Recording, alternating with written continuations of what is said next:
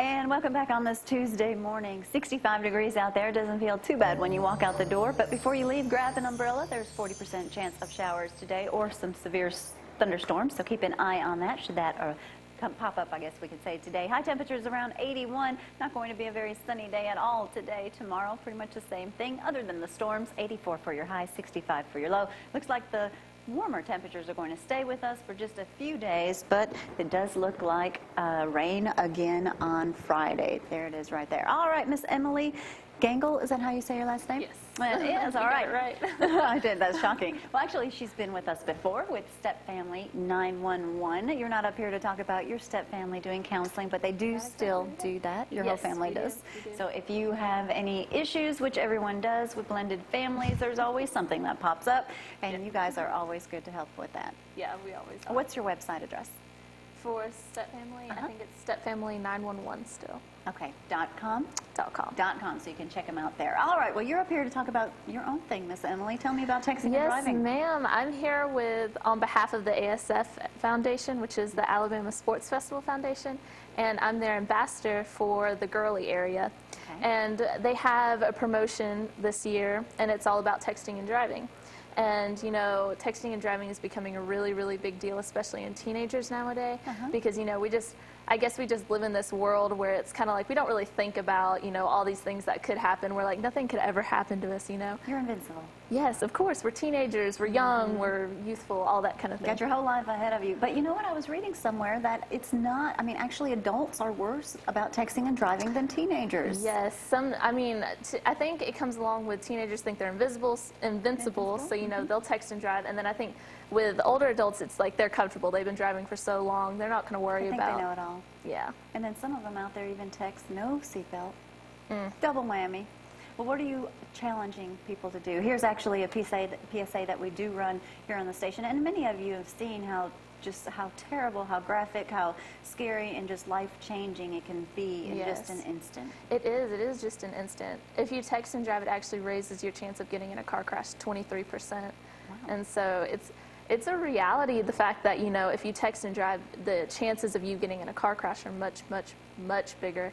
And, you know, I read that texting or calling or just like looking at your phone on average takes your like concentration away from the road for at least 5 seconds. And I don't know if you've ever been in a car wreck, but my family, we've had several since, you know, there's 8 of us. And everything feels like it's in slow motion. I know, and it's like it happens in an instant. So, you know, if you're taking your attention away for 5 seconds, imagine what could happen in that 5 seconds. So that's scary. So how do you, I mean, you're obviously a smart one up here for a teenager who's wanting to do this and take on other teenagers. But, you know, even when you tell adults don't do it, they do it anyway. How do you really get through to the teenagers?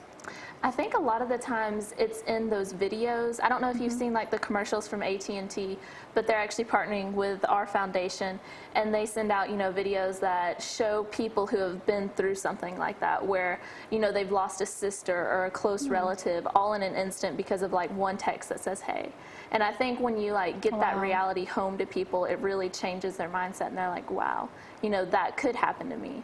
It certainly could. Have you ever lost a friend due to texting and driving? I have not lost a friend. Good for you. But I have come close, so it is kind of a scary thing because, you know, one day I was at school and my friend came up to me and she was just like awestruck, and I was like, what's wrong? And she's like, I was on my way, because she goes to the Big Cove to go to church, and then she comes to school, and on her way there, she was texting, and somebody pulled out in front of her, and luckily she had just looked up and saw, and so she was able to stop. But when she came to me, all I wanted to do was like, don't do that. That gives me chills. You know, it's like, it's really crazy. So that really drove it home for me, you know, the fact that in an instant I could lose someone I love so much. So.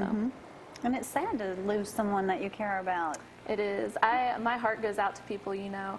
I couldn't imagine being the one on the other end that was sending the text that, you know, they were looking at when that happened. So that's one of the things. There's another option there to feel bad about. Yeah, that's one of those things that kept me from ever texting and driving, and like encouraging my friends not to do it, because, you know, I don't want anyone ever to be in that situation. That's a terrible situation. You know, Jamie recently read an article where someone was actually walking and texting, and he was in the middle of a text, someone got it, and he was hit by a car. So, I mean, you just never know. Not just driving, but just keeping up with what's your surroundings around you while you're texting. Yeah. So what is your mission? My mission would definitely be just to help like my community realize, this reality of how dangerous it can be, and just to like, even if I reach just 1 or 5 people, that would change their lives, and that would like be a big deal to me. So. All right. Well, anything else you want to add? I know we're trying to stall so you can miss history class this morning. I would encourage people to go to the ASF Foundation website. And I actually have a slip to give you. But go on there and sign the petition to not text and drive. Okay. And do you know the website address? It's asffoundation.org, I think. Okay. And go on there, and there's a big thing that says no texting and driving, and you just fill out the petition and enter it. And there's actually a slot that you can choose an ambassador, and I would encourage you to put Emily Gangl down there because it could help me out. Last name spelled Gangl. Yes, German for you. That's all right. But yeah, go on the website and sign that petition, and just like encourage your friends or anyone you know to do it and pass the word along. All right. Well, Emily, thanks for being with us this morning. Thank you so much for letting me come on. Well, stick around, wait till 7. Maybe you'll miss that history class. All right. Well, we are going to get ready to go to yet some more video. Friday morning, Jamie was at Tanner Special Olympics, and at 9:30 that started, so he's got some video to share with you. We'll be back right after this.